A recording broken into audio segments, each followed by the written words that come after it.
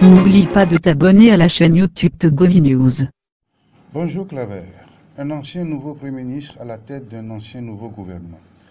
On connaît depuis maintenant 48 heures la composition de la nouvelle équipe gouvernementale de l'ancien nouveau Premier ministre, Selom Klasso. Un fait politico-administratif ordinaire qui fait suite aux élections législatives du 20 décembre de l'année dernière.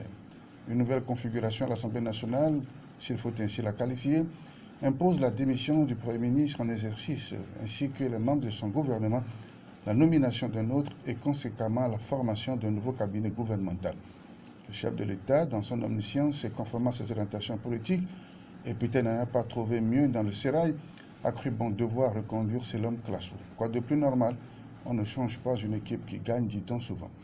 Seulement, tout ne s'était pas bien passé dans l'orthodoxie de l'art, et il est normal de relever les quelques manquements des procédures auxquelles on a assisté ces 2 derniers jours, sans pour autant avoir fait les Sciences Po ou autre école de procédure administrative. En premier lieu, c'est tard dans la nuit à 23 h qu'un journaliste a lu sur la chaîne nationale les noms des membres du gouvernement. D'ordinaire, c'est le secrétaire général de la présidence ou le directeur de cabinet qui se charge de ces genres d'annonces. Avec plus de solennité, le peuple est averti d'avance.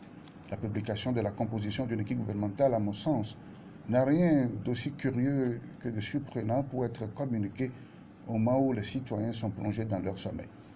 Mais plus remarquable encore à relever, c'est le même décret qui a reconduit Selom Klasso qui a aussi nommé les ministres, ce qui sort de l'ordinaire, et les ministres sont nommés par vagues successives, à compte-gouttes on dirait. Et là aussi rien de surprenant, puisque les anciens furent reconduits dans leur ensemble en raison de leur connaissance des dossiers du pays, affirme une source proche de la présidence, avec seulement 7 ou 8 nouvelles entrées sans un ministre en charge du secteur éducatif. C'est devant l'Assemblée nationale, lors de sa déclaration de politique générale, que le Premier ministre a fait savoir qu'il sera en charge lui-même d'assumer ce portefeuille du ministère des enseignements primaires et secondaires et d'ajouter qu'il a la possibilité de procéder à la création dans les jours à venir d'autres départements ministériels au cas où le besoin se fera sentir.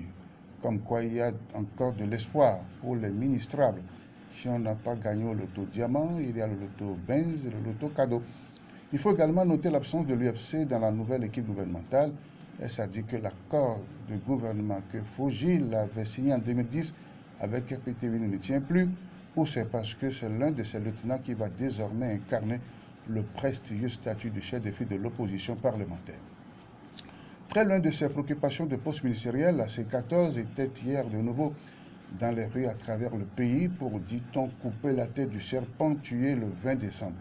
Une première manifestation depuis qu'elle a boycotté les législatives, avec une faible mobilisation à Lomé que les leaders justifient par le déploiement sur les artères d'un important arsenal de forces de l'ordre de défense pour intimider la population, selon eux. Un éternel recommencement donc, aussi bien du côté du régime, qui reste réfractaire à toute ouverture de débat politique pour inscrire le Togo au rang des nations civilisées, que du côté de l'opposition qui n'a pas encore trouvé la bonne option pour faire plier les tenants du pouvoir. C'est à croire que le pays manque de compétences, des têtes pensantes ici et là, capables d'arrêter cet espèce d'hémorragie, de perte et de gaspillage qui ne fait que plomber notre essor socio-économique et politique. On prend les mêmes et on recommence, y compris ceux qui sont en manque d'innover et qui n'ont donné aucun résultat probant dans les missions qui leur sont confiées. Ce sont toujours les mêmes ici et là, qui sont toujours au devant de la scène depuis des décennies et incapables d'opérer le moindre changement, la moindre mutation de mentalité, de comportement et de stratégie dans la gestion des affaires de la cité. Les vieux réflexes, malheureusement, les plus négatifs restent toujours dominants dans nos actes quotidiens. Dans ces conditions, on ne peut que faire du surplace et rater le rendez-vous des nations civilisées du monde.